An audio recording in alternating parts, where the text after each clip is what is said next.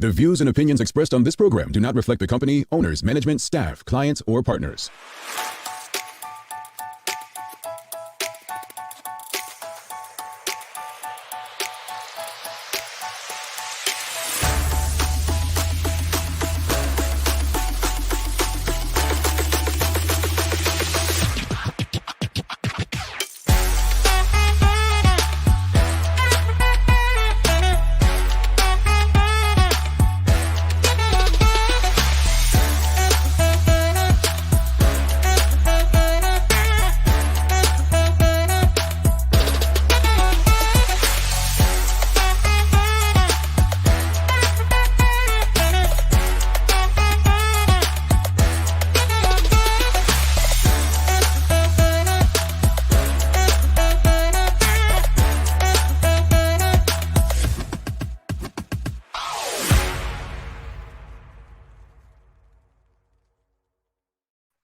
It's Tuesday, the second day of May 2023. Welcome to Bermuda's Daily Talk Show. It's the Daily Hour brought to you by the BAC Group of Companies, Medical House, and Lindo's. I'm Jamal Hartman. He's Larry Marshall Jr. and Tamara McHale will be with us in a bit to bring you the latest in her news break brought to you by People's Pharmacy. Brother Burt, happy Tuesday to you. Good day. How you been? I'm cool, man. I mean, you know, I wish the playoff games came on a bit earlier, the NBA playoffs, because I find myself going to sleep a bit later trying to stay up to watch them. Yeah, I don't even try with the West Coast games anymore. Until the finals, I think that's when I'll tune into anything West Coast, but it's just too late. And I saw you mentioned about the Florida Panthers and your connection to the Florida sports teams, and that was interesting. It was an interesting take, but if you don't know what it's talking about, folks, we had two Final Four teams. That's NCAA basketball, college basketball, Division I. Now we had two eight-seeded teams. Eight-seeded teams are pretty much the last teams allowed in the playoffs. Miami Heat weren't even 8-seed. They were like 10th, right? Because they got a play-in, that stupid little play-in thing they have. And my Florida Panthers took on the greatest regular season team in the history of hockey in 7 games. And Jimmy Buckets and Miami Heat took down the Bucks in 5 games. So, things just happen. And, I took that luck to New England. Think about it. I moved New England. They started winning Super Bowls and stuff. They won a Stanley Cup. They finally won the World Series for the first time since grandmothers weren't even alive, right? So, they won the NBA championship, and so, I mean, I just take that kind of luck for sports teams places. So, folks, don't start. I know what you're thinking. Well, why can't you give that to St. George's? Because St. George's, they ain't been right. You know what I'm saying? They ain't been right with me. If they got right with me, then we can have that same sort of luck. And there we have it. There you go. There you go. I say no more. St. George's got right with me, and we can see what we could do this summer. Get that cup back down the east. Greetings, everyone, and thanks for making us part of your daily routine. A good one today as we welcome one of our, how can I put it, our friends, our family, most active and engaging guest. I'm saying guest, active and engaged audience members. Michelle White. Yeah. Actually going to be a guest for the first time, and we'll be discussing the role of HR and how HR has evolved. So I'm really looking forward to this conversation, because I remember extending the invite to Michelle probably first or second year, and I'm happy she's here. She's a great spirit. I've had the chance to sit off with her once in person, more than once. No, once. Yeah, you've been a couple of the. I know she was at one of the events, and I agree with you. And I'm glad she's here to kind of share what her knowledge with the rest of the audience. The Daily Players will remember when. Folks, we've got him. We've got him on this. But I must ask you, Larry, because we haven't spoken about it in the TDH chat group, but you didn't hear Friday's question to Sherry. And it's apparent because we asked Sherry, right? I think it's gone. But we asked Sherry. Let me see. Where is it? No, that's not it. We asked Sherry the following question, and she got it wrong. I said, Larry would be very proud of you if you got this right. And of course, she disappointed. I said, how many miles are in a marathon? Man, Sherry. I asked Sherry that, and Sherry didn't get it close to it. So that said, don't worry, Sherry. He'll be in your club today when we ask him today's question. So no need to feel bad about getting another question wrong, Sherry. Um, Folks, don't forget to subscribe on our website and follow us on all of our social media channels to stay up to date with all that we have going on. Help us grow beyond the mic as we do our part to continue to improve our community. All right. That said, we do have a question this morning, and good morning to you, Karen Simmons. Charles H. Jeff II sounds like Jamal needs to move to Manchester. No, we don't need American owners out of Manchester. That's all. Americans are not good for sport. That's City's doing great in Manchester, so I'm not understanding my point exactly. They don't have American owners. And the American business model of running in debt doesn't work in like the real world. America's love capitalism doesn't work in our sport. Karen Simmons says, awesome to hear from Michelle White today. Absolutely.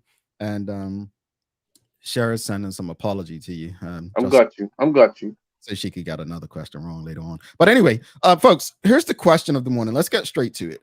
What social media advice would you give to young people today? Here's the thing. We have to understand that it's not necessarily our place to judge. It's our place to help. And I think there's a difference. I think there's a difference. The difference is, I tweeted last night and I shared it on my WhatsApp status this morning. Contrary to popular belief, I really don't wake up and say who I'm going to piss off today. I don't wake up just saying I'm going to complain about this or that. I actually do wake up really trying to figure out what problem I can help solve today. That's what I do. When I'm out on my jog in the gym, I'm literally thinking, okay, what can we help people with today?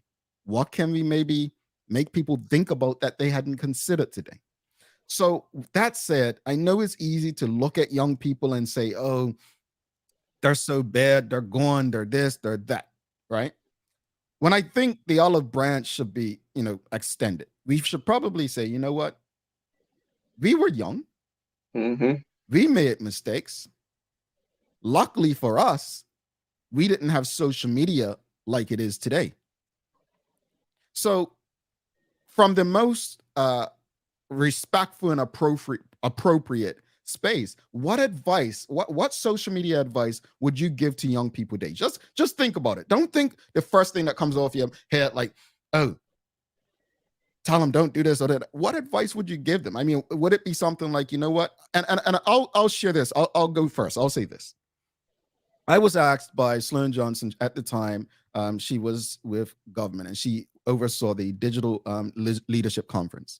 And I presented at that in 2021. And my presentation, which I'll make public very soon, was really trying to get young people to find ways to make social media work for them, make the internet work for them. So I broke down and gave a presentation on how we came up with the Daily Hour and what all that went into it, which I recently shared with the TDH team. Hopefully they've looked at it. I chose, instead of telling them what not to do, showing them what they can do to make the most out of it. So question of the morning, what social media advice would you give to young people today? I'm sure you got a lot. It's quite interesting because you're right. The first thing we could do is think before you post this, that, and the other, and those types of things. But I think we in our generation were able to really come from a different perspective because we were around for MySpace, MSN, saw the inception of Facebook, and initially it was I'm just trying to connect and say hi to this person. I got family overseas. We were in college. It was a cheaper way to communicate back home, right? Stelios, right? But then it kind of shifted. Businesses got involved. You mentioned yesterday about advertising and the way how advertising has been heavily influenced by social media. Politics has taken over social, before I want to say it was the 2012 US election. We've seen it being heavily used in Bermuda's elections, right? But where do we necessarily go with when we're talking to younger people and giving advice? And I I did a bit of research and I saw a quote that really stuck out for me. And it said, think of it as an extension of your resume. Mm, mm, And it stuck with me because if you were like, for what I said previously and what it was for the exception, forget that. It has shifted. And people, employers, it goes for that. So if you're not completely shut off from the real world, then mm, you have to kind of operate like, what it is for you for today. mm, And I would just say, you just have to be mindful and look at how to promote yourself. You know what I mean? Are you promoting yourself in a way that everyone would say, okay, no, if you're okay with saying yes to that, and I don't care if this is how I'm promoting myself, then mm. so be it. Young people, I think they have to go through some of the experiences and then have to reflect and say, you know what, maybe I shouldn't have did that. I think sometimes the hard thing is that some things that are posted stick with you very hard. Mhm. Yeah, it's interesting. And I like that. It's an extension of your resume because I see people saying all the time that, um, you know, people post recklessly like they don't have employers. At the end of the day, you know, I'm pretty sure, anyone who owns a company or you have something in there these days, and maybe we can ask Michelle White when she comes on from an HR perspective about social media, other HR policies included in many contracts. I know we have them included, right? Unfortunately or fortunately, you are representing that company. No, you all know me, I'm loose. I'm loose. But I do have those lines that I'm not going to cross, right? I do have those lines. I know that. Look, if you go on my Twitter, right? that- my headline on Twitter. I forget what it says. So let me just make sure I'm telling you the right stuff, folks. I don't want to be one of those people this morning. But one of my headlines says, "Doing my part to leave the world a better place than I found it." But then I go on to say, "My tweets do not reflect anyone I love or who loves me." No, that disclaimer means really nothing.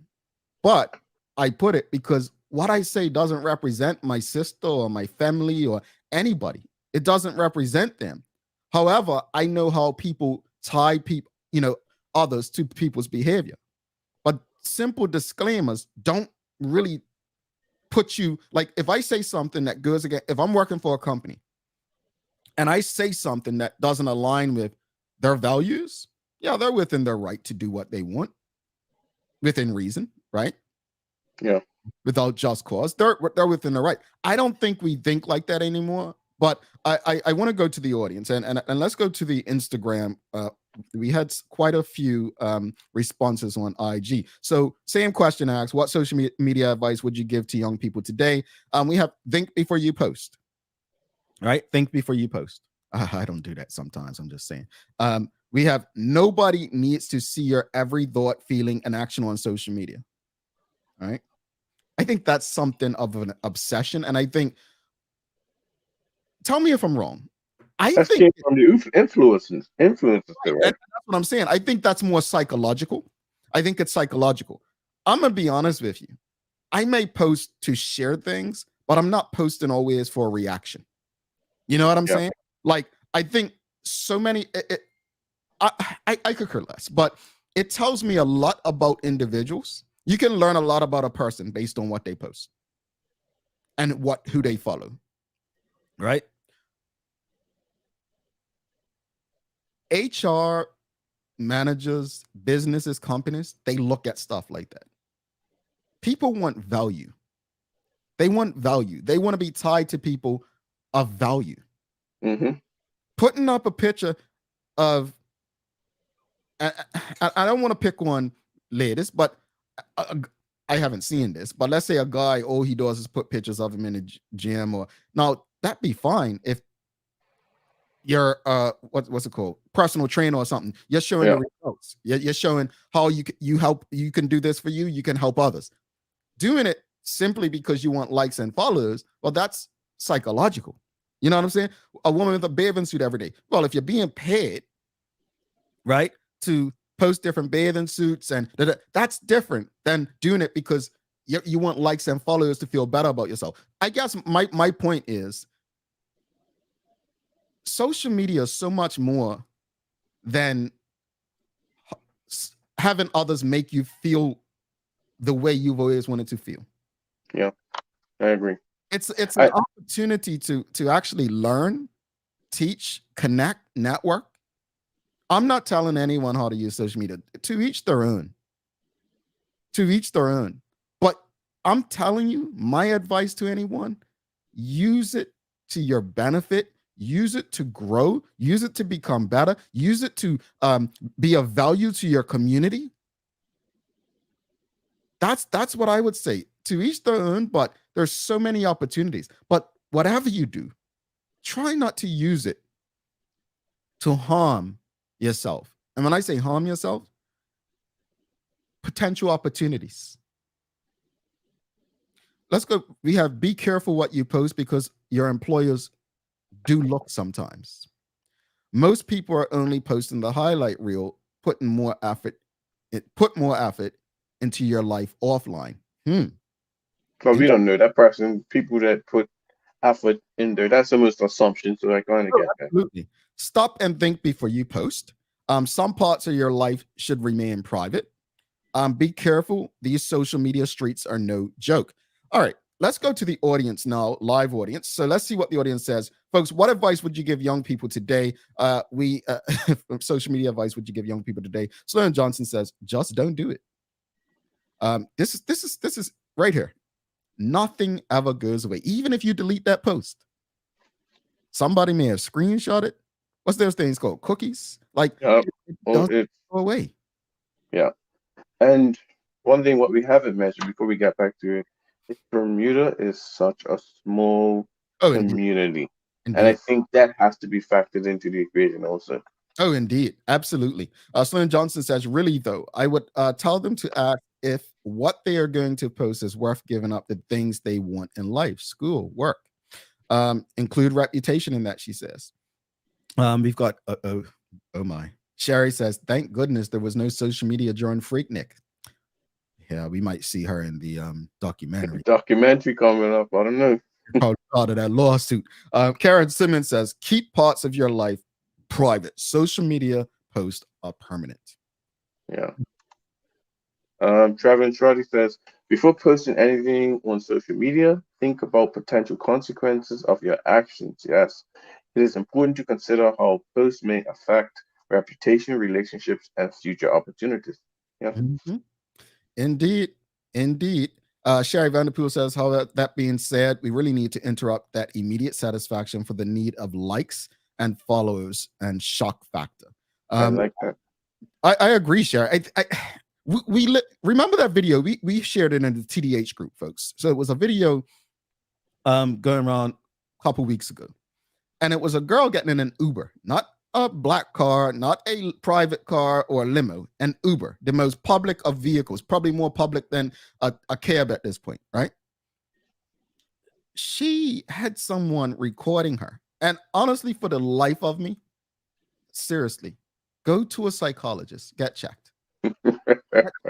If it's that deep, you need a psychologist. I'm telling you. I'm no expert. That's why I want you to go to a psychologist. I mean, she had this person recording her over and over and over and over just to get in an Uber. And the Uber driver's getting in there upset. Brother, you were supposed to cancel that ride. Yeah.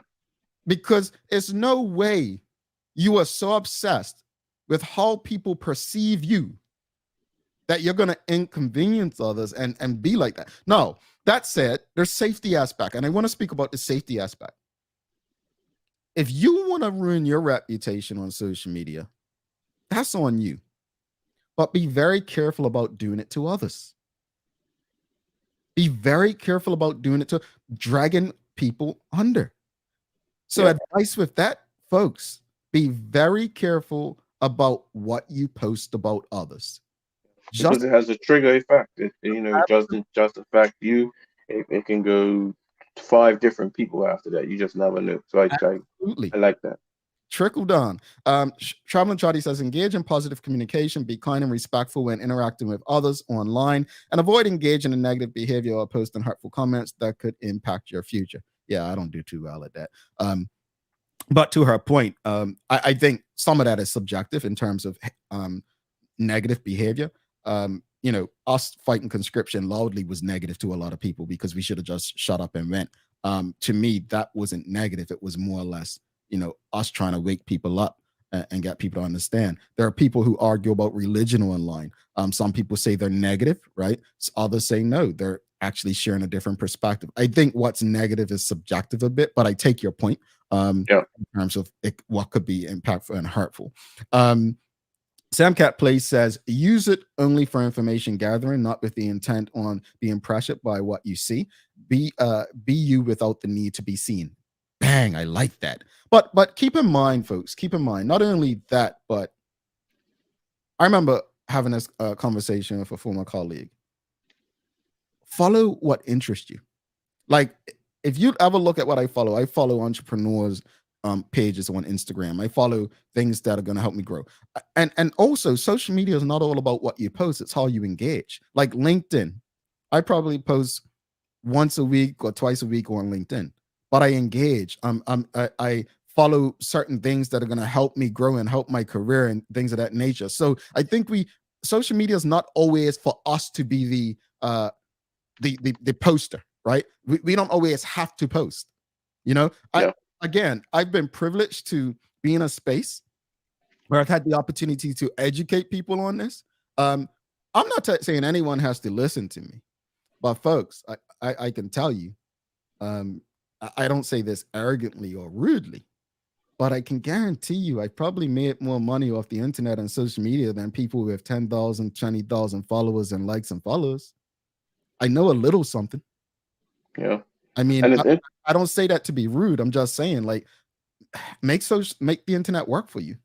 Yeah, it's interesting you brought up LinkedIn because when I was, we brought up the question and I was thinking, all I could think about was, remember the young man, I believe he went Barkley, and he kind of put himself out there and he said, I'm interested in doing this and this, and professionals hit him up, responded just from him putting himself there out on a post, and hopefully it's definitely led to meetings and greets, right?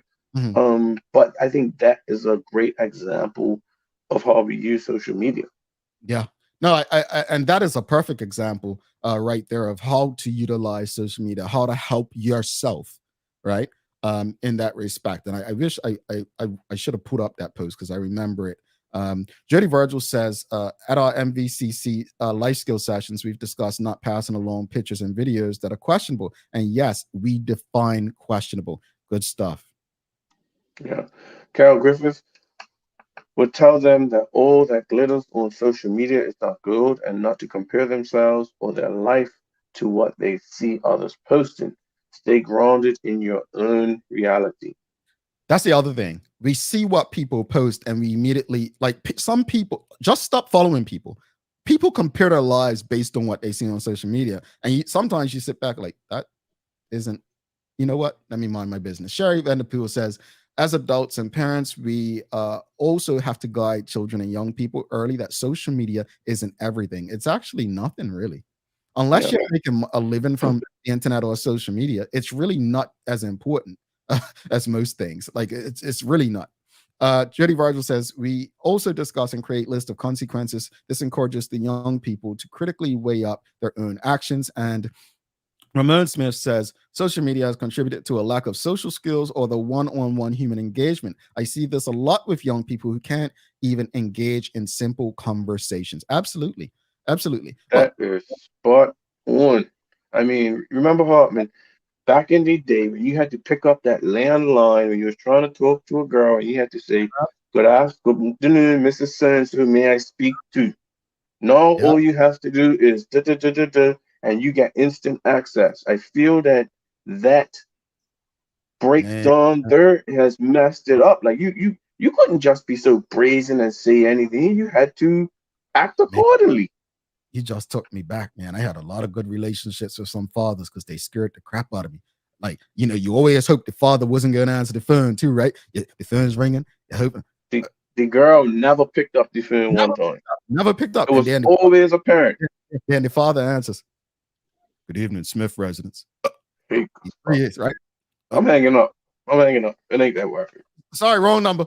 You know what I'm saying? Like, but no, to your point, social media for me, and as we wrap this conversation up, I remember first joining Facebook in college. Remember, it was only for college students at one point. Yeah. And I was on MySpace before that, High Five. I even had Black Planet, but never used it, right? For me, it was about networking and engaging then. For me, as I got on Facebook as I was leaving undergrad. So it was about staying connected with some college classmates and so on.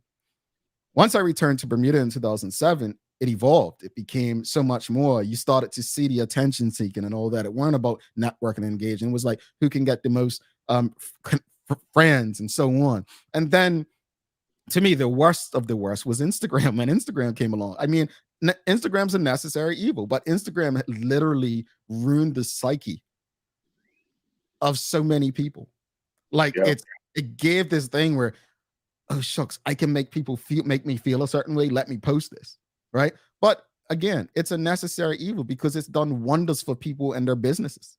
Yeah, it's done wonders for people and businesses, and I think there's ways to utilize social media so that it works for you. But I tell you, it's dangerous. It's a dangerous game when you're using it to do things that are not helpful for you and the things that you'd like to accomplish.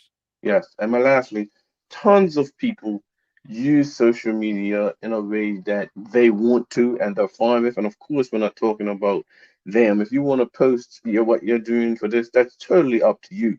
And we're not saying, hey, well, if you do it for leisure, something's wrong with you, because I think we all kind of do that. But the level of responsibility that sometimes that does go with it, I think that's what's missing with people, but in particularly where we see some of the young people, and I think that's where we're trying to get to. I'll say this before we head off and bring Tamara McKillen for the news break. Folks, don't treat all social media platforms the same. Nobody wants to see pictures of you on LinkedIn. They want to learn from you. They want to connect with you. They want to see how you can help them, how they can help you. Get on LinkedIn. Michelle White will tell you all about it after this, the news break, and make social media work for you. Get on Twitter and engage people. Use Instagram to learn and share what you've learned. Facebook, stay connected with family and friends. If you can't use social media for those things, I would suggest, have fun with it. Argue with your friends about sports and who's best out of Rihanna and Beyonce. Rihanna, right? Don't come for me, Beehive. I'm ready.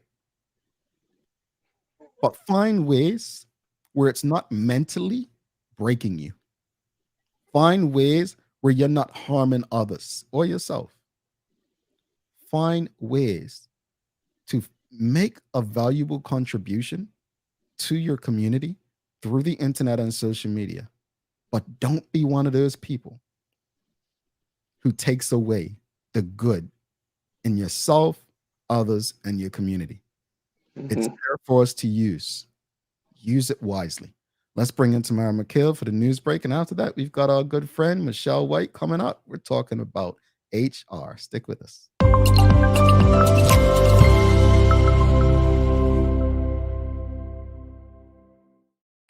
Good morning, everybody. Greetings, Tamara. How are you? Good morning. I'm doing great. How are you? Morning, Larry. Morning. Wonderful, wonderful, wonderful. We are wonderful. Just dealing with some social media incidents in Bermuda yesterday, but we're trying to help our young people do better. And that's what it's all about for this show. So what you got in the news break for us today? All right. Well, this is the Daily Hour news break for today, Tuesday, May 2, brought to you by the People's Pharmacy. So we start off with news that Bermuda's first minimum wage will come into effect on June 1, and that's according to the Minister of Economy and Labor, Jason Hayward. So he said that the hourly rate would be $16.40. He made the announcement yesterday in recognition of International Workers' Day, which is held worldwide on May 1, declaring that, quote, this monumental step ensures all employees in Bermuda have the right to a wage that is considered dignified, end quote. I'd like to know. Anyway, I'm not getting there. We'll see how. I would like, and I really hope that they track this properly to see if it's really working. You know what? I'll say this much. Good luck to the government tracking anything properly. They can't even tell you how many Bermudians have left the island. But, anyway, go ahead, Tamara. Sorry. I promised myself I was going to do better. All right. In other news, Lieutenant Colonel Edward J. Lamb has been appointed the permanent secretary for the Ministry of National Security. So a government spokesperson said that the head of the public service, Dr. Derek Binns, announced the assignment of Lieutenant Colonel Lamb to the post, and his assignment becomes effective May 9. So he joins the Ministry of National Security following his service as the permanent secretary for the Ministry of Tourism and the Cabinet Office. And he assumes his new role following the retirement of Mr. Christopher Farrow last week. I'd say congratulations to him. Congratulations. And not only congratulations, but there's work to be done, and let's get it done. Certainly. All right. So still in the news, the public screening, I heard you guys mentioning briefly just now. So the public screening of the much anticipated documentary Victory, which is the story behind the island-wide strike in Bermuda in 1981, will be held at 7 p.m. this Friday, May 5th at the Bermuda Underwater Exploration Institute. Now, the creator and producer, Ricky Richardson, he said that they are extremely excited to put this significant part of Bermuda's history on display. And he said that the documentary will feature the actual speeches, marches, demonstrations, and the fallout on the days leading up to the total shutdown of businesses and institutions across Bermuda. So here's a quick snippet from the trailer, and you can watch the full trailer on YouTube. But the history is now being told. The talks broke down. Everything shut down. Come on, we want to see you now. Government negotiating team was playing games with us. We did have some dissension in the ranks. I want you to learn to show solidarity. My whole time changed. I think I'm supposed to go to that, so I'm interested. But I wonder if that would happen in under today's government. No, and I mean, having been born around a time when I grew up, when I was so young, I just remember the way Black Bermudians used to fight. I remember the way that they went about getting things done. As I said a couple weeks ago, I don't know if the fighters have left Bermuda either in death or relocation, but we certainly don't have that level of Bermuda. And there's Black people amongst us that say, well, no, our ancestors done the fighting for us. We don't need a fight. Honestly, take that weak ass mindset elsewhere. We're doing it, Jamal. We're doing it. Yeah. This is the fight. Oh, text it. That's the fight. Social media. That's the fight. Yeah. I'm glad that Rick Richardson is doing that. Honestly, I think there are so many people that really need to understand why they enjoy the things that they enjoy today. Who fought for them? Who lay it down in front of those trucks? Growing up in the 80s, seeing that stuff, I could not see who would do anything like that today. We are a lazy, timid, scared group of people. I'm speaking to everybody in the audience right now. Privilege. We're privileged. We are benefiting from the privilege of our ancestry and those who came before us. But what we're doing for those coming behind us, man, shucks, don't make me cuss this morning. Give me something else, Tamara. Interesting. And I mean, on the heels of what you just said, actually, as like a 90s baby, well, early 90s, especially when you look even, for example, here in Jamaica too, I think it's an issue for real that you realize successive generations maybe were not as bold as our previous generations were. And that's an interesting take there. And speaking of that leads me actually to my next story, which is a regional story. the chairman of the Dr. Eric Williams Memorial Committee, Reginald Vidal, is calling for the founding fathers of the regional integration movement, CARICOM, to be awarded the CARICOM Highest Award posthumously as the region celebrates the 50th anniversary of the Treaty of Chaguaramas. So the Order of the Caribbean Community is an award which is given to Caribbean nationals who have left an impactful legacy. And he was addressing a recent ceremony on the death of, following the death, 42 anniversary of the death of Trinidad and Tobago's first Prime Minister, Dr. Eric Williams. And he said that the award should also be given to the former leaders of Barbados, Guyana, and Jamaica. And he said that they deserve it, and they laid a pillar for CARICOM, which is about regional integration and Caribbean unity. So yes, so I know Bermuda is not a part of CARICOM, but CARICOM is, yeah. Bermuda is a part of CARICOM. You are? Yes. Yeah, I always get confused. Sometimes I don't know if it was neither. Since 2003. Bermuda's okay. So forgive me. Thank you for that correction. So especially, so it also relates as well to Bermuda and all the other Caribbean countries who are currently a part of CARICOM. Yeah, Bermuda wasn't always a part because, yeah, no, you weren't an original member. No, not at all. But thank you for that correction. Yeah, no worries. All right, and wrapping it up, finally, Leave Francois of Dominica, I want to make sure I'm pronouncing his name correctly, who was stranded at sea for 24 days and survived on ketchup and seasoning, has a boat again, but there still is an issue. I'm not sure if you saw that story. So he was rescued from his ordeal at sea recently, and American food company Heinz, they launched a campaign to quote hashtag Find the Ketchup Boat Guy to celebrate his safe return and buy him a new boat. But according to a recently published interview by media company Insider, the fisherman from Dominica is said to be disappointed. He said that he was able to buy a boat, but not one with a GPS. Interesting. Yeah. More power to him. Yeah. How's the weather looking? All right, so in Bermuda, you're going to have some sunny periods, but there's going to be a couple of passing showers as well. A high near 24 degrees Celsius or 76 degrees Fahrenheit.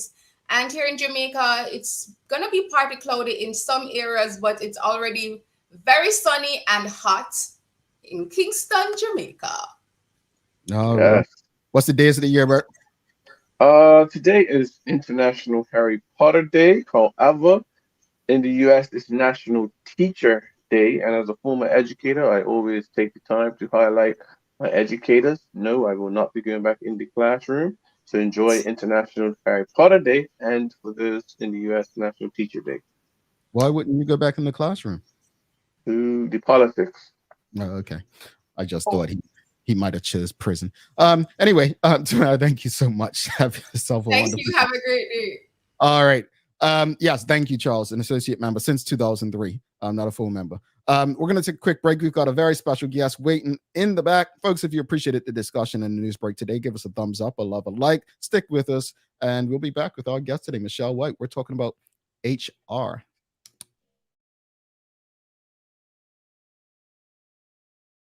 Let's face it, life can be a little wild, but shopping doesn't have to be.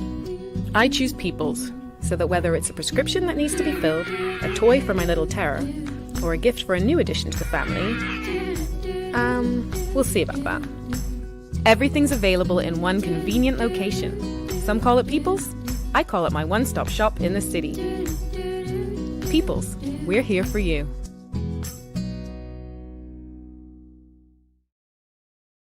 Welcome to the new bulk store, Lindo's Next Level. Wake up in the morning with enough coffee to keep you running throughout the entire day. Your pet at home deserves the best. Stock up on dog food to keep your puppy happy. Need a quick, tasty lunch at home?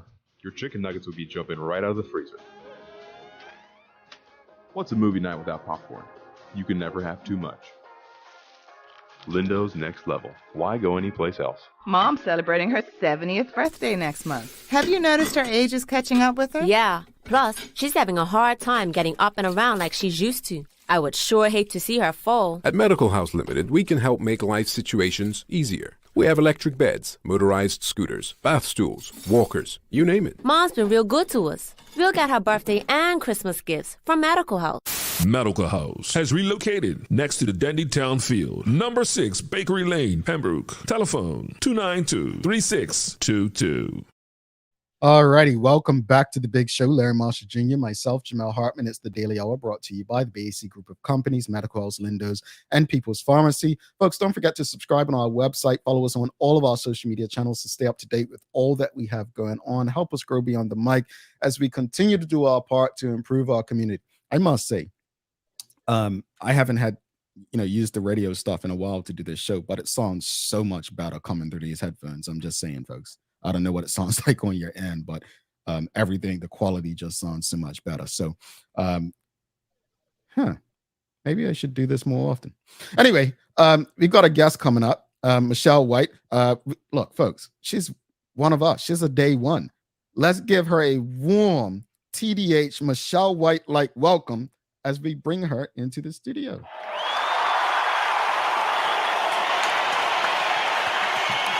I was waiting to see you in the comments, Michelle.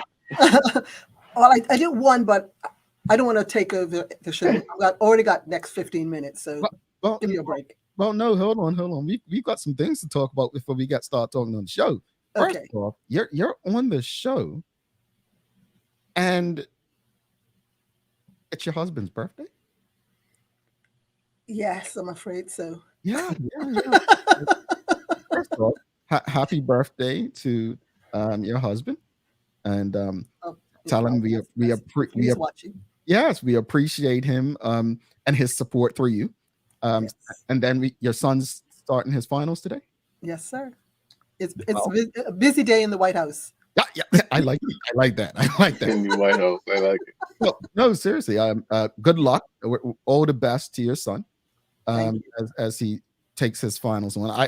I will never have finals again in my life, so I am giving him all the luck that I will need if I ever ended up in that situation. But hey, these milestones, and yet you're still doing the work and on the show to do what you do. So just tell the audience a bit about your background and what it is that you do. Okay, well, excuse me. I'm the owner of Executemps Limited, which is a immigration consultancy service as well as an administrative company. By administrative, I mean that we temp out temp agents to work for businesses, and also process a lot of work permits on behalf of those employers so that they can have the staffing that they need. Pretty much, in short. You do a lot. You do a lot, and it seems like you said a little, but you do a lot.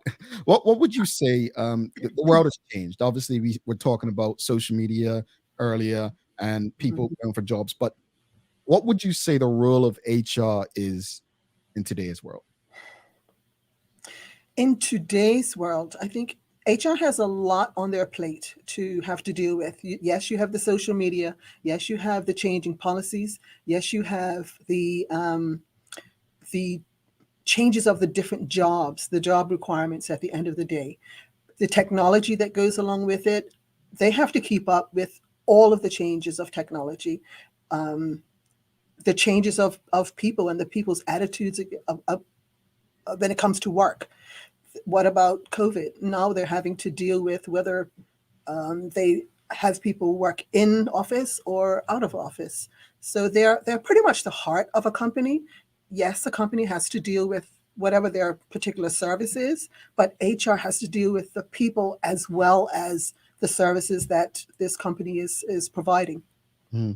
Yeah, it's a critical role. And just explain a bit further. I always remember being conflicted when I was in graduate school and had to take an HR class here and there. And I think I shared this on the show before.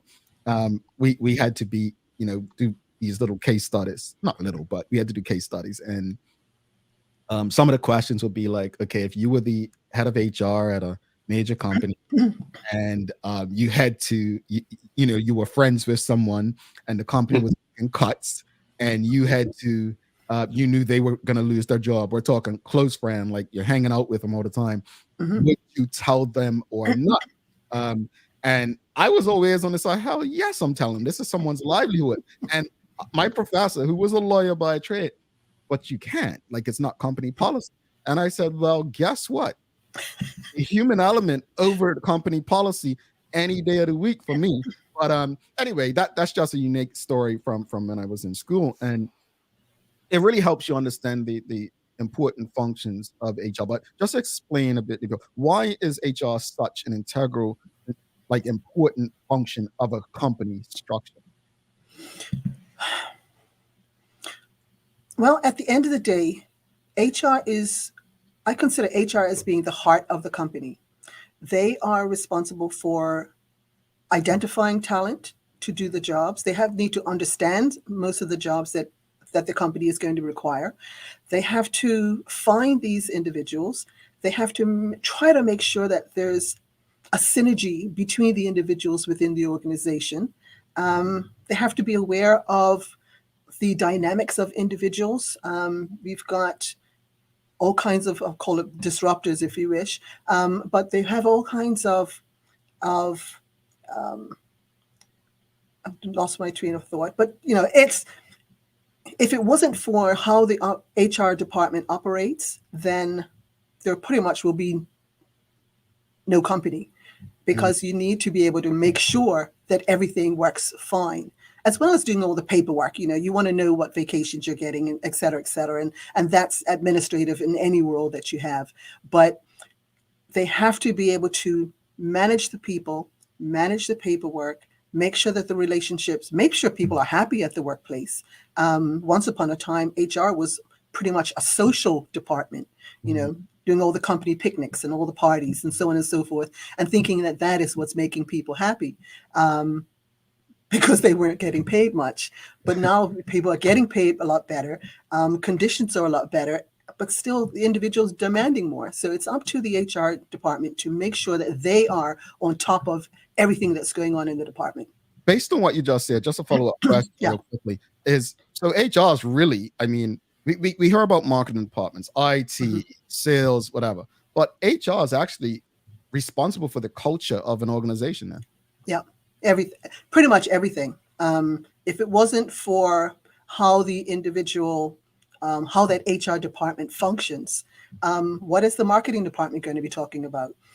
How can they feed the community information about the company when everyone is pretty much fighting each other, so to speak? So yeah, they are key and integral in all those sections. Yes. So with that being said, what are some challenges facing businesses that HR regularly deals with in Bermuda? Oh, mercy. And we hear this every day. We don't have the people resources. The people are not trained. Where do we find people? Oh, we need to get work permits. Work permits cost so much, but we need to get them. How do we work with the schools? How do we work with the community? How do we work with the different organizations and the organizations that they're working with? And it doesn't matter what industry that you're talking about. It's common, whether it's hospitality, whether it's international business. It could be the farmers. And at the end of the day, there's someone without work. So that's quite interesting, because just to follow up, that was a lot that you just gave us. I thought you may have gave one or two, but that was a gajillion, right? That's a lot. So how do we address that, in your opinion? Again, it's a broad, sweeping project, if you wish to call it, to tackle. Yes, the schools need to be engaged. The organizations need to be engaged more in the schools, and I mean more than just one day here or someone coming in and talk about a particular industry. Young people don't know what they want to do. I didn't know what I wanted to do until I was in my 20s. So what do you do with that type of person? What skills do you give them? the organizations, if they put out there what is it that they are looking for, then the individual, yes, the schools, but the individual will be more aware of what is going on and what they think they might want to do at the end of the day. Okay, as an example, hospitality and international business banking, that's pretty much, what we know coming up, because that's what we see. And then the fireman, the policeman, the doctor, etc. But if you see a guy out there flying a drone for the fun of it, and then you find out that that guy is taking pictures to be used in marketing, and I might like drones, but I haven't a clue as to what marketing is about, then that's a bit of an eye-opener right there, because you need to see things happening. And I think businesses overall,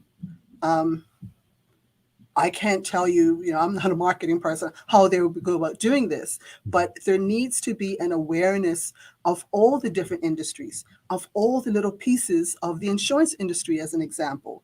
Do I need to be a rocket scientist to understand insurance? Do I need to be a mathematician to be able to understand the numbers? Maybe not. But I might just have an awareness or a feeling of, let me go ahead and let me see what that's about. The curiosity, that's what I'm talking about. The curiosity. But there's no curiosity in our kids. And you've spoken about it before, the technology. That is where they are. So how can we get inside of that technology and make them more aware of what they're capable of? They love social media. Well, maybe there is something in social media that they can gravitate to or learn more about. But we need to get to that point of having a collaborative relationship of business, young people, and parents. The parents need to know. The parents don't know. The parents have no clue. Okay? Like I said, there's no manual when you're raising kids. But likewise, there's no manual of how we can move our kids from a transition from young to university. We have to figure it out. So we have to maintain our own level of curiosity ourselves. So yeah, it's a lot. It's a big package. I like that. And you actually gave me the perfect segue, because what advice would you give to job seekers? Because we touched on the business, now let's talk to the job seeker. Okay. Social media, right? Oh, Lord. Okay.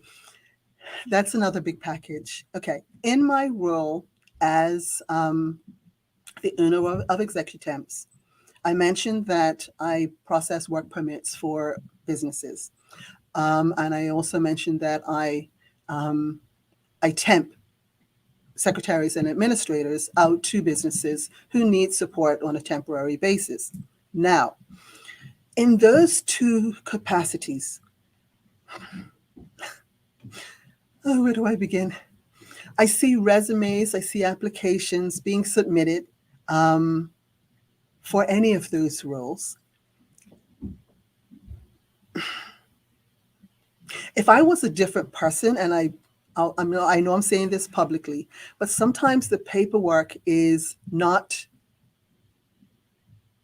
suitable, shall we say. Now, job seekers, first, resume. Please make sure that you have a full resume. I'm talking, when I say full, I mean your name, your address. You don't need your date of birth.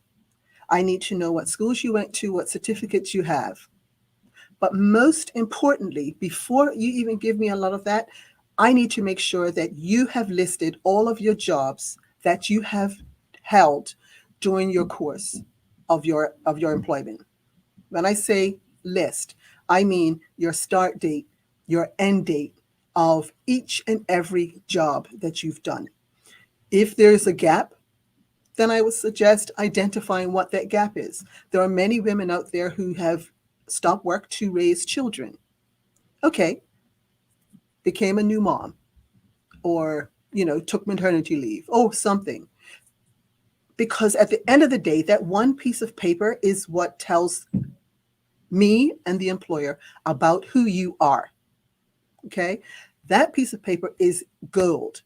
You get that wrong, you spell your name wrong, you spell my name wrong, you spell your job's name wrong, it doesn't bode well.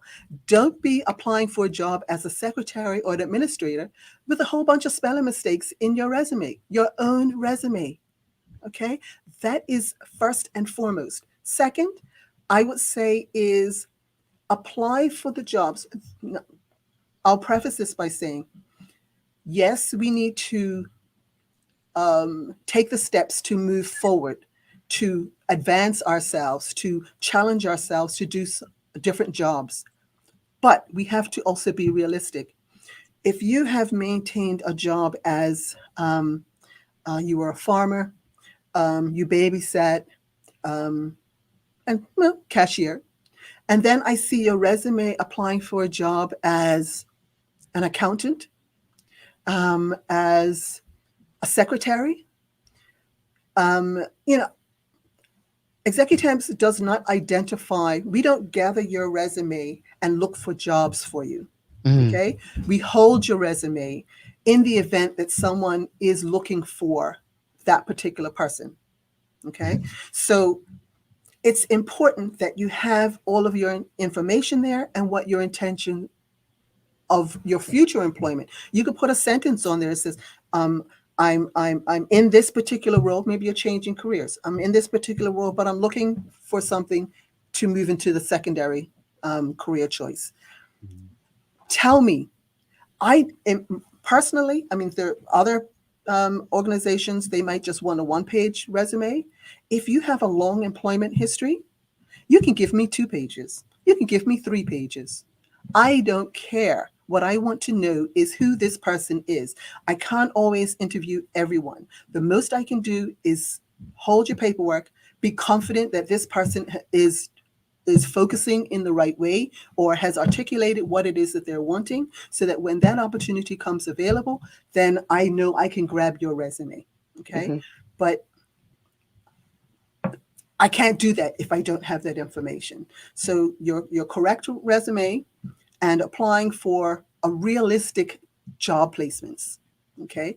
Especially with, and if it's something that's different, with an explanation. Maybe you were working as an X and now you've taken taken courses and on programs, or maybe you're on LinkedIn and now you've taken their programs and you want to move into something different. You have to say so. I can't look at a resume that says that you were a cashier for the last 10 years and now you want to be in HR. It doesn't work like that. Okay. You have to do and stay focused in what it is you're doing and articulate that to the person that you're presenting it to.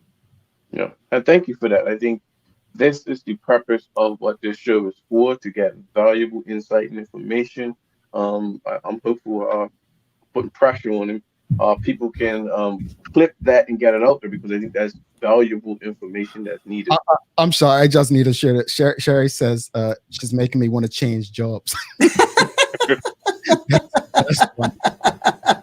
Yeah, but that was great. That was excellent. I think so many people need to hear different things like that. I think we have an idea, but to hear it from someone who's in that space was good. You're participating in Disrupt HR. What is it all about? Okay, Disrupt HR is it's like it's a platform. It's a platform for pretty much for people who have something to say. It is HR related because everything that we do is related to people. The program itself is a very international program. It's almost pretty much in every continent. And the format is that if you're familiar with TED Talk, how the person goes up and they tell about their life and, and they engage people. Well, this is like a fast track version, a round robin type version. And we have 14 guest speakers. It as each speaker only has 5 minutes to make their message and their point. And it is literally that. You finish, the next person's being introduced, the next person walks on. So for someone who likes to read, write, and talk. That has been an ultimate challenge for me because I'm also going to be one of the guest speakers. So my message is related to the business owners, the CEOs. And that's why I thought it was important that I come and speak to your audiences from a job seeker point of view. Because if I'm going to tell and suggest to the CEOs what it is that they should be doing, as recommending what they should be doing, then it is important that I make sure that the job seekers are ready to take that role. They have to be ready. You cannot say, I want that job, but what have you done for it? Nothing is given to you. You have to earn it. You have to want it. You have to at least be seen to be working towards your goal. I, for one, I will not take someone who's just going to sit there and want me to do all the work for them. I don't do that. That is not me. That is not my company. We are in a position where when you are ready, this is what we are able to do, and you have to be able to step forward. And the only way I can address many people who I have seen given those type of resumes, that this is the only way I can do that. They might not even be here, but maybe it's their aunties and their uncles and so on and so forth, or maybe even their parents are here on the show. But I need to be able to reach them, and I can't do it as an individual. I'm an individual business owner. I do not have the extra arms and legs to be able to do all the things that I want to do. So this is my give back. Mm-hmm. I'm quite enjoying this, and obviously there's some things in the audience, so we'll get to them. But I think I have a couple of questions myself. But Karen Tim is asking, in HR, is there a way to represent the person applying for a job that does discriminate against them? Culturally reflective names, address, school attended, using an identifying number? There are means of doing that. I only know of one company. It was right before COVID, I think, either right before the first year, where they actually advertised through a system. And I'm very interested in that sort of format to avoid those type of discrimination. So I'll put it out there that is a goal of mine, to create a database where persons can be, unique by numbers or alphabets or whatever the case might be. But there are those, but not many, or if any, other than that one that I know of, does it here in Bermuda. And Bermuda's small. It's going to be hard sometimes. You say, okay, they went to this school and they went to, it must be. Yeah. This is an interesting question, because we've heard this for years. It's still going back and forth. Obviously, in all resumes, it could depend on industry, what it should look like, reels versus others. But Mark Arthur C. Phillips, folks, is asking, is it true that your CV resume should only be one page? Well, I did say that many prefer to have a one-pager, but I don't. When I want someone's information, I had one person send me 2 or 3 different resumes. I said, well, they're all different. And I was like, well, this one's for this and this one's for that.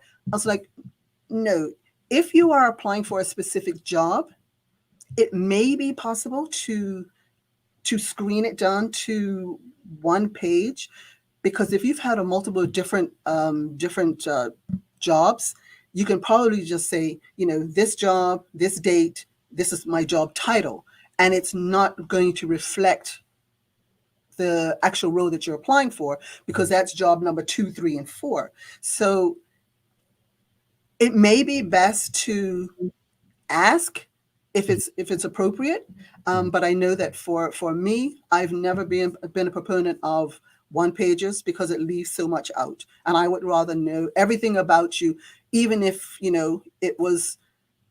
No matter what job you're applying for, I want to know your background, similar to the social media idea.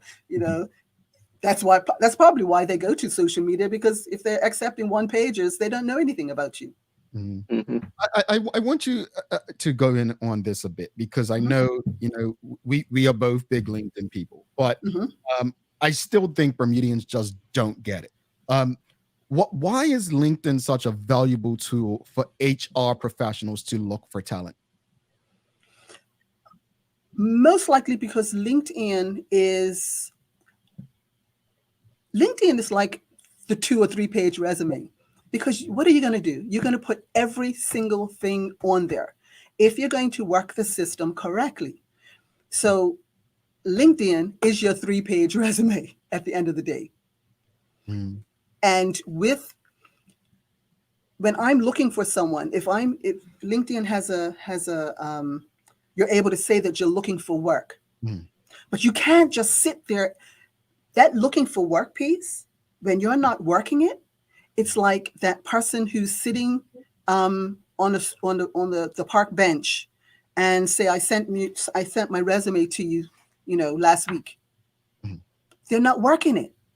So even on LinkedIn, you have to work it. You have to engage. You have to, just like that gentleman that you mentioned to, that young man, he worked it. He didn't just sit there and put the little tag on his picture that says, I'm looking for work. Okay. So it is a tool. It's a tool like anything else, but you have to work it. And don't just sit there. I've heard plenty of people saying, well, I had my information on LinkedIn and I had to go find my own job. I got no hits. Well, I know very well that those people that I'm referring to, they are not active social media type people. So I know for a fact they put their little looking for work on the picture and they left it. No, I want somebody that's going to be engaging. That's what I'm going to look for. And that's why that young man was able to do what he needed to do and get the jobs and get at least the interviews. That's the first step. So, and I think to your point, it's about don't just create a LinkedIn profile with so many people too. And LinkedIn's not about you creating a post. It simply could be you engaging on people's posts. And that's it, engagement. It's very different from other social media platforms. But I'll be very honest. I found LinkedIn extremely helpful as an entrepreneur and in sales and in media. It's been extremely helpful because of what you said. Not just sitting there and not always posting, but engaging people with the content that interests you, following the subjects that interest you, and so on. We've got a question from Rosamund Famous. She's asking, are there places in Bermuda that help write people's resumes? Like the resumes? Yes, there are. Well, first of all, I know the job board is supposed to be the job seekers toolbox. So that would be the first place to start. That's probably the only one that I know of that would actually do that. And I'll be quite frank here. When it comes to helping people with their resumes, if you look at it from a business standpoint, then there are a lot of tools on LinkedIn, could be even on Facebook, but certainly on the internet, of how you should draft and create your resume. There are many resume tools, and that's probably why many businesses don't do it anymore. There used to be many agencies that did it, but it's not so much now. The other challenge is cost. So if I'm going to help you with your resume and I say, well, this is how much I'm going to charge you per hour of working with it, and you don't have a job, that's probably the more honest response I could give for that one. It is a challenge. Let's speak about the job filler. I know we're running out of time. You got to go celebrate birthdays and do some things. But honestly, we could go on this convo forever because I just love this topic. But let's speak about the gaps, because gaps used to be something that we're shamed on. Like people, well, what were you doing during this time? I remember when I had finished graduate school, obviously being in the US during school, a lot of Bermudians could not work, right? Well, why weren't you working during this time? Love the mug, by the way. I saw you slip that in. But speak to us about the gap. Like, is that still an issue of people not working during a certain time? And how do we make up for that? Okay. I think most HR departments, without exception, would appreciate frank and upfront acknowledgement of gaps, of lack of experience, and any other, things pretty much that don't fit the job that you're looking for, whatever the case might be. If you address it up front, as an example, I gave you the example of the woman who went on maternity and stayed home with her child. Put that in there, because the other part is we don't know what those gaps are.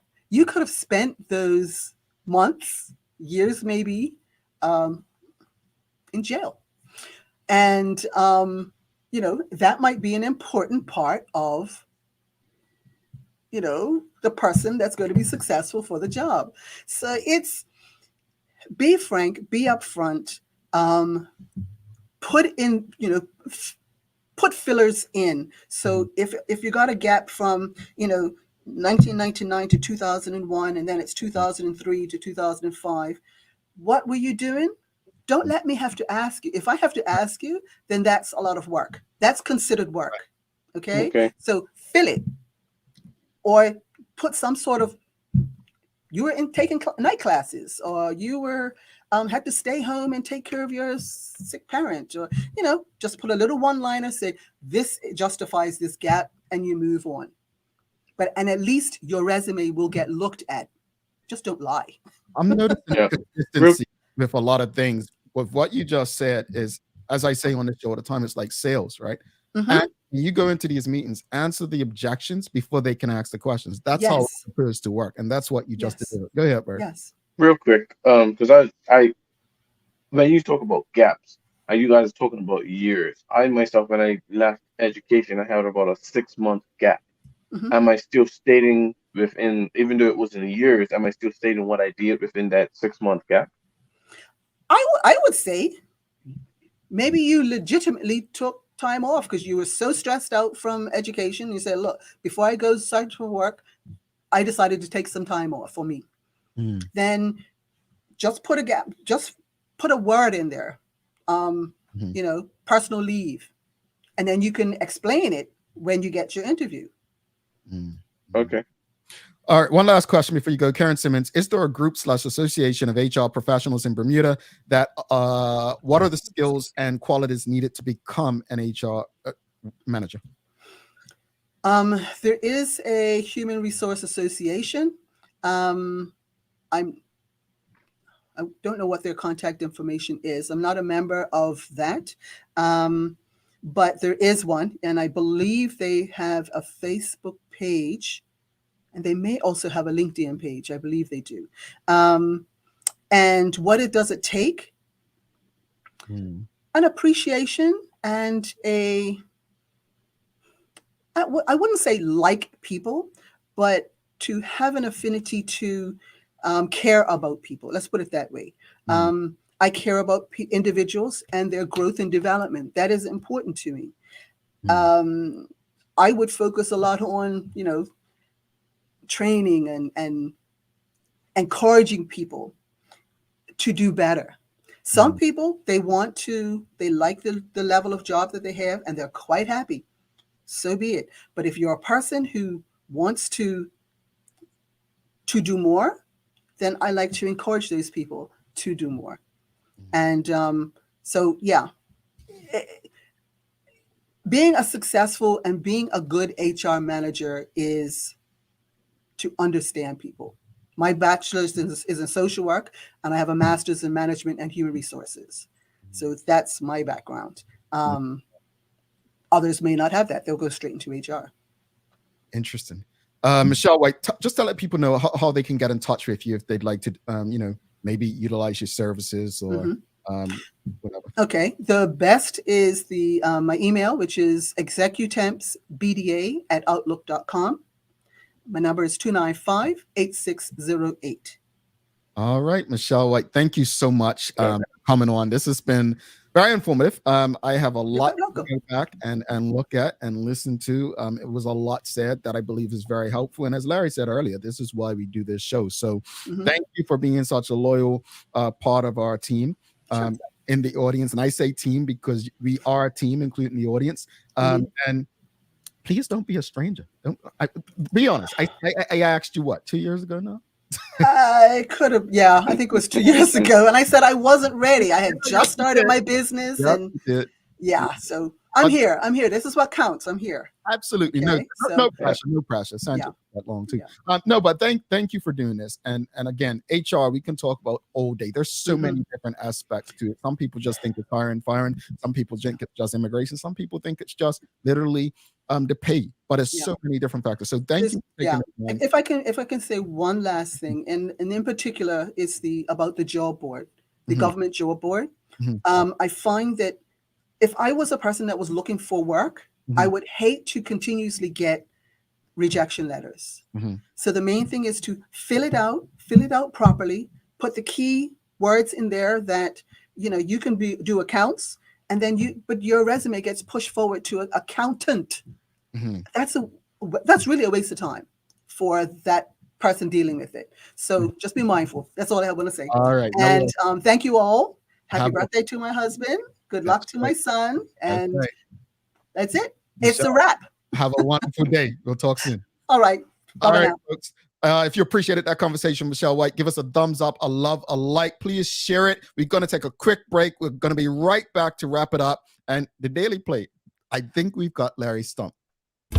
Bermuda, get ready for the official summer starter. DJ Rusty G presents Flag Invasion. I have a big flag. A Sunset Edition. Much more than just a party. This is an outdoor festival happening Saturday, May 20th at Port St. Catherine. Doors open at 6 p.m. 3 stages. One epic event featuring an all-star lineup of international entertainers. DJ Rusty G. Yo, Rusty G here, inviting everybody out to Fort St. Catherine. It's gonna be crazy. Just Jay. Yo, what's up, Bermuda? This is Just Jay from Barbados. May 20th, I will be on your shores. It's all about Flag Invasion. Ricky Platinum. Yo, hear me and say no. From here, the voice, you don't know, so Ricky Platinum at top. Bermuda, May the 20th, Ricky Platinum live. DJ Quest. Yo, Bermuda, check you. DJ Quest from the 268 Antigua. I'll be there May 20th for Flag Invasion. Shep Beats. Yo, what up, Bermuda? This is DJ Shep Beats, the London Governor out of Barbados. See you guys real soon at Flag Invasion. And Fire Wayne. Yo, it's your boy Fire Wayne. Flag Invasion, I'll be there.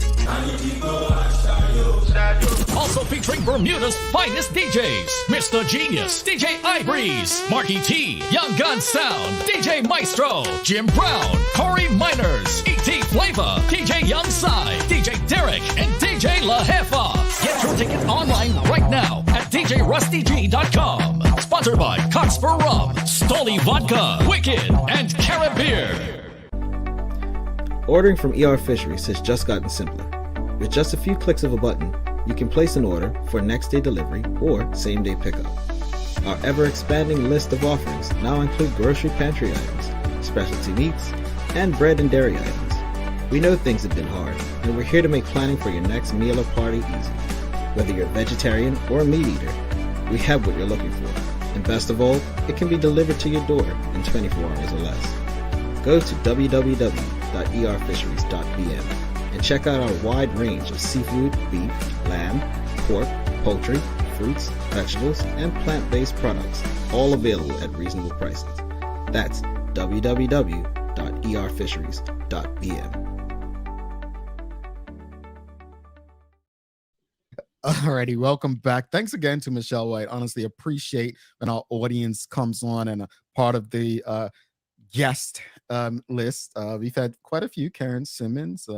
We've had we're waiting on Rosalind Famous because she does some pretty cool things for work. We've had Jody Virgil, Michelle White. It was your turn. Anyone else? Honestly, if you ever want to come on and speak to what you do that you believe is of benefit and value to the community, please just reach out. Engage at thedailyhour.com. Thanks again to our partners, the BAC group of companies, Medical House, Lindo's, and People's Pharmacy, for ensuring that we're able to have these conversations on a daily basis. As I stated, if you appreciate these conversations, please give us a thumbs up, a love, a like on whatever platform you're tuned in on. It's time for the Daily Play, though.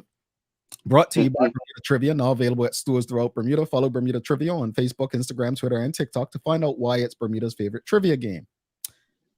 Larry Marshall Jr., are you ready? I call my hell government. I think he really has me now. Well, Larry. Or you think you do. Winslow Marshall Jr. Oh, yeah. Okay. Right, let's do it. It's a remember when. Folks, help him out. I think we've got him on this one. What year did Wilt Chamberlain set the NBA single game record by tallying 100 points? 1967.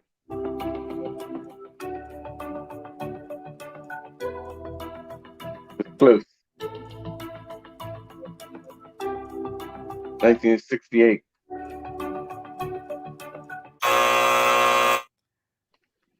When you went sixties, I said, he's not going to do it, is he? It's 1962. On March 2nd, 1962, for the I knew it was in the 60s. In a 169 to 147 victory over the New York Knickerbockers. Yeah, the Knicks. He gave them a 100 piece. You know, 100. Good. Yeah. We got him, folks. We got him. Stacey Ann Brown, you got it. You got it. Yeah, 1962.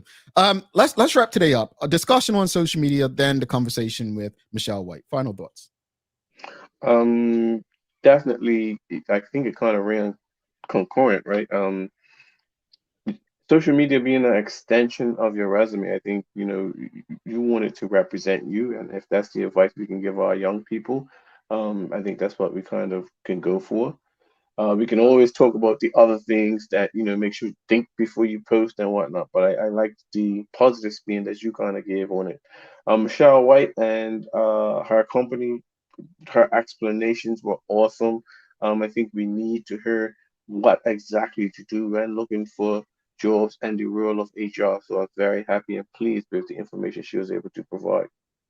Yeah, I as I said earlier with social media, again, be very, very cautious about how much you share, who you share it with, right? As everyone said today, most people, it's there forever, regardless of whether you believe you deleted it or not. But most of all, use the internet and social media for your good. Use it as a springboard to get where you'd like to go. Somewhere that's going to give you longevity. Use it to get into a space that Michelle White was speaking about that puts your resume at top of the pile. I appreciate conversations with Michelle White. Conversations like this really help give a better understanding and takes us from a place of what we think and believe to what actually is. HR, I have a love-hate relationship with, because sometimes, we believe HR is supposed to be the human resources. Sometimes we think in situations they care more about protecting the company than the employee. At the end of the day, good HR departments put people first and never forget the human element of it all. But keep in mind what Michelle said as it relates to LinkedIn as well. Don't just create a profile. And I know it hasn't caught on. Look, we know podcasts and YouTube, things take long to catch on in Bermuda sometimes. But don't get caught napping on LinkedIn. I'm telling you. It may be you, if you have a, let's say this. You work in a space where all of your people are in Bermuda. And then one day you may be doing a course or your job may send you and you're able to connect with people in the space outside that may open other opportunities beyond Bermuda. Connect with them. Engage their content. Share your perspectives. Trust me. Or if you don't trust me, trust Michelle White.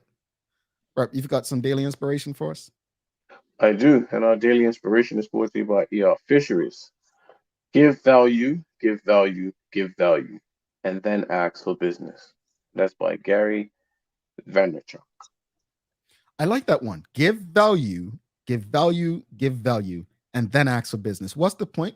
Folks, you don't create a business and just expect people to support you. You create value. That's the business. And then, honestly, you probably wouldn't have to ask because the people will see the value in what you're offering. I like that one. Folks, Don't forget to subscribe on our website and follow us on all of our social media channels to stay up to date with all that we have going on. Help us grow beyond the mic as we continue to do our part to improve our community. Thanks again to our partners, the BAC Group of Companies, Mediquels, Lindos, and People's Pharmacy for ensuring that we're able to do this with you on a daily basis. As always, we appreciate you, we love you, and we thank you for making us part of your daily routine. If all goes well, we'll be back to do this again with you tomorrow. He's Larry Marshall Jr. I'm Jamal Hartman. My friends, please do make it a safe and a great day. We are out. Peace.